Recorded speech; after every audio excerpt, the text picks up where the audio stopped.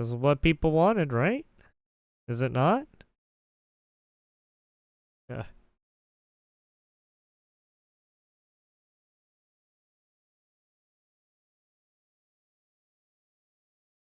What's this one? The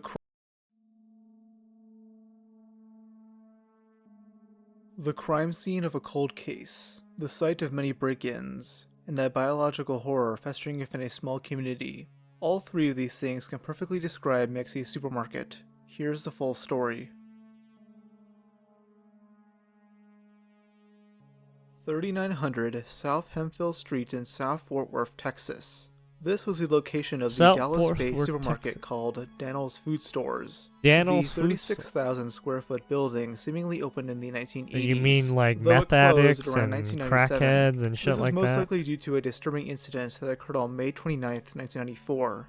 18-year-old manager Eduardo Lopez was approached by a Hispanic gunman who demanded to see the safe. Eduardo, who had no choice, took the man into the office. He was then shot and killed, with the man hiding his body in the freezer. To this day, there doesn't seem to be any suspects, and not much information is publicly available online. The building would soon get new owners, being two unknown individuals that came to the United States from Laos.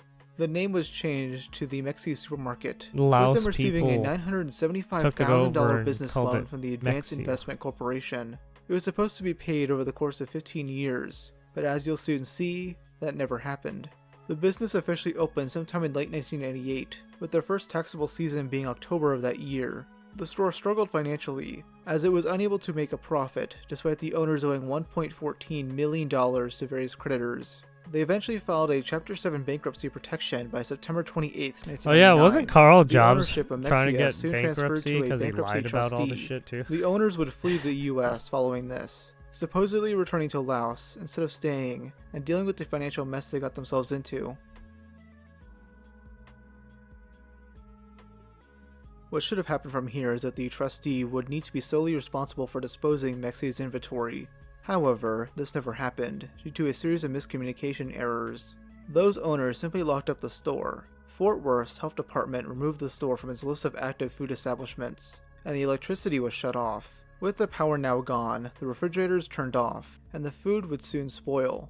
While at the time it wasn't known what was going on inside, the effects on the outside were still devastating. By mid-October 1999, nearby residents began complaining of the smell, as it was so foul that it would cause headaches to anyone who walked near the store.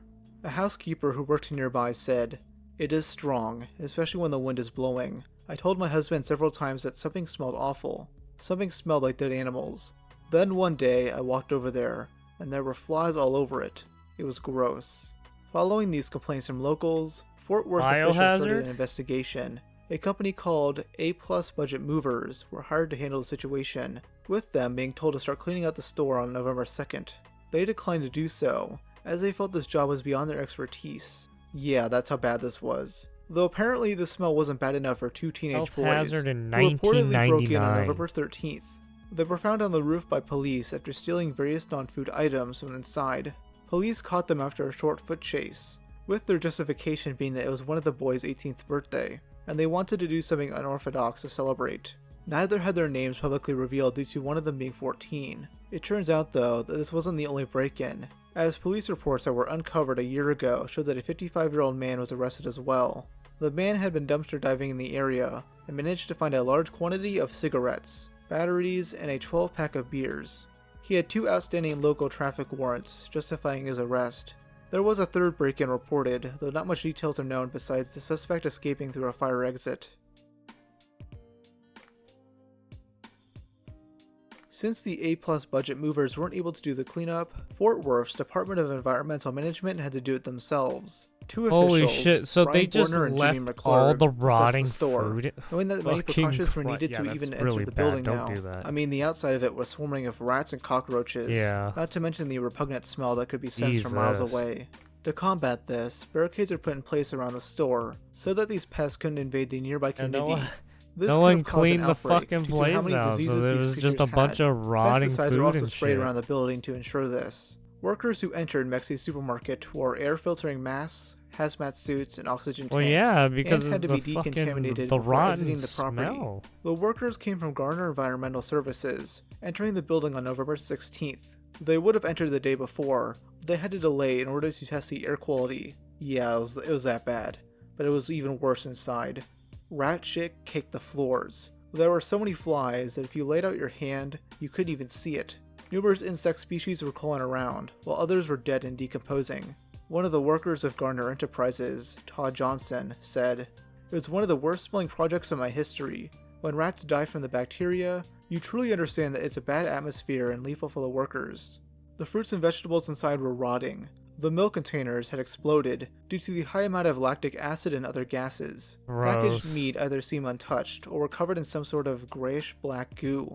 In an interview, Ew. Brian Borner said, "I have been in this business for 14 years. This is the first time I've ever heard of this. You think of what has been in there for 90 days. Produce, dairy, meats. It's kind of hard to comprehend."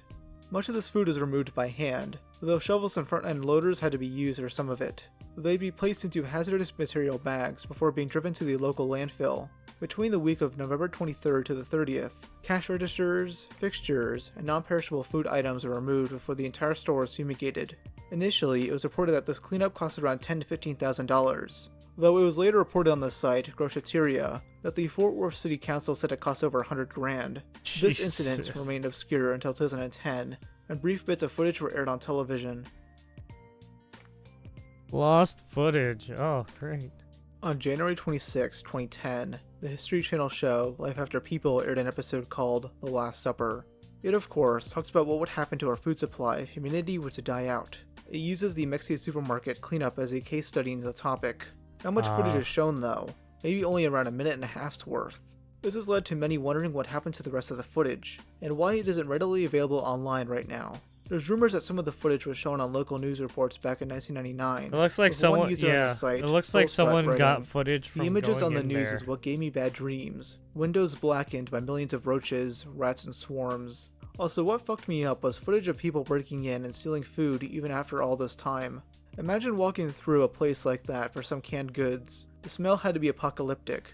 Yeah, what Two-month-old the fuck? fish, No way, people two-month-old are actually carrots, stealing pork, food from there? thousands No, upon don't eat thousands of rat that. Oh droppings. god. I was obsessed with Ugh. the story. Hence why I That's dreamed like, about it, being in you're there. gonna, Friend you of the eat channel, that, Gubby, you're covered probably this gonna topic in die. August 2023, You're probably gonna leading have to Lost diarrhea Media Wiki out user back. Benjamin McHale doing his own investigation. Your He watched insides the are credits of probably the all Life After fucked People up if you eat episode that and shit. noticed that the footage was provided by the Environmental Management Department of the City of Fort Worth.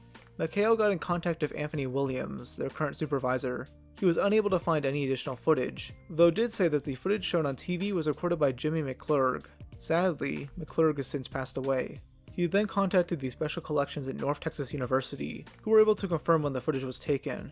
They had the footage, but could not provide a digital copy upon requests. They suggested contacting other North Texas archives for a copy, but McHale ended up contacting Brian Borner instead. Brian said that the film was recorded by a home VHS camera, but is now considerably deteriorated. This is why only brief bits of footage were shown on Life After People, as much of the footage is damaged. Borner says that the original copy must be missing.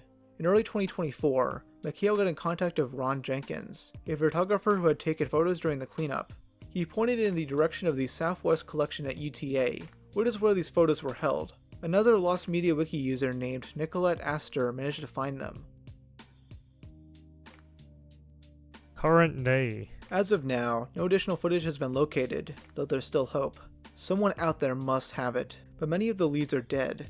The supermarket itself was eventually redone, with it now being a Dollar General. This incident seemingly taught the city of Fort Worth The a Dollar lesson. General now. Hold people accountable. The owners who fled to It Laos used to should be have a helped in fucking ensuring the store was biohazard cleaned area. up. The health department No, should have it's checked not. up on the Hey. location regularly, and this food should not have been wasted. Jan Pruitt, the executive for the North Texas Food Bank, stated, "That made us all sick. All that food wasted, and it could have been saved with just one phone call. It doesn't matter which food bank you call anybody. Different parties are playing the blame game, leading to the city having to shell out over $100,000. Not only that, but an outbreak could have occurred, especially with all the different people attempting to break in. Maybe if there's any updates to the story, I'll let you know. Stay tuned for more Lost Media content eventually. I have a big one coming out in May. See ya." Thank you. There you have it. The biological horrors of someone not being a human being to fucking clean up that shit. Of course it became a Dollar General. Wow, wow, this was 2 months ago. Someone called out Asmongold. Where Asmongold gets his crochet. This guy is an Asmongold enjoyer. This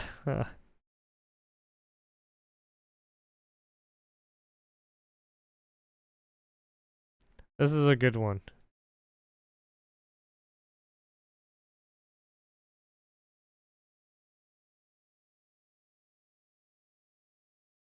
He's an Asmongold enjoyer.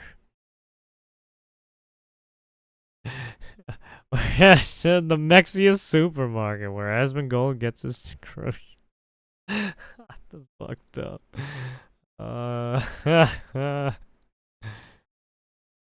Asmongold South. Jesus, what the fuck? Oh my god. Holy shit. I wonder if Asmongold's seen this. Maybe I should... Maybe someone should send him this video. I'm pretty sure he probably saw this already.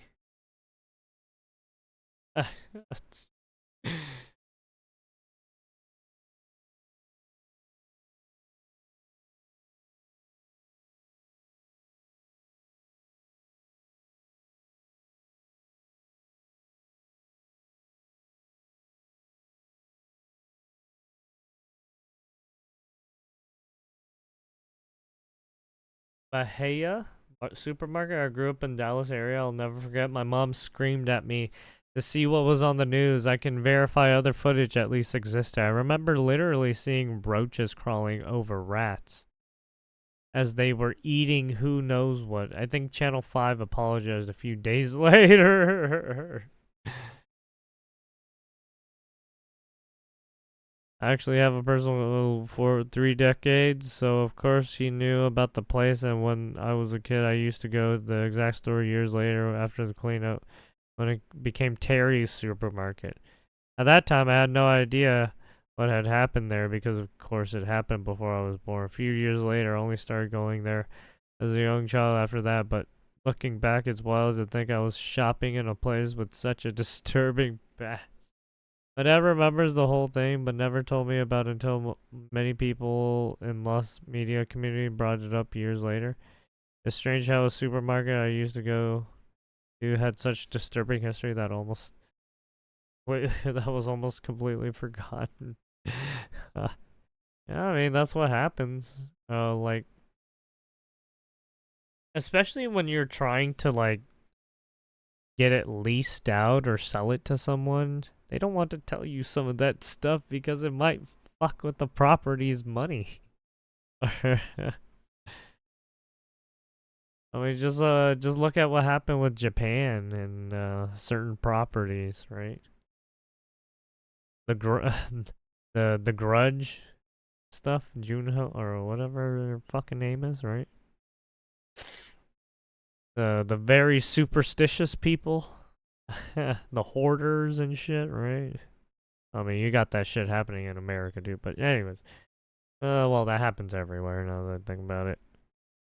Alright, there's probably like some weird shit, weird fucking hoarders or murderers and fucking everywhere, anchoring down in their goddamn den, in their cave. Like Asmongold hangs in his cave. I'm just kidding. Goddamn. Yeah. Fucking. It's not my fault, man. They're talking about the good fucking. They talked about Asmongold. It's not my fault. Asmongold's.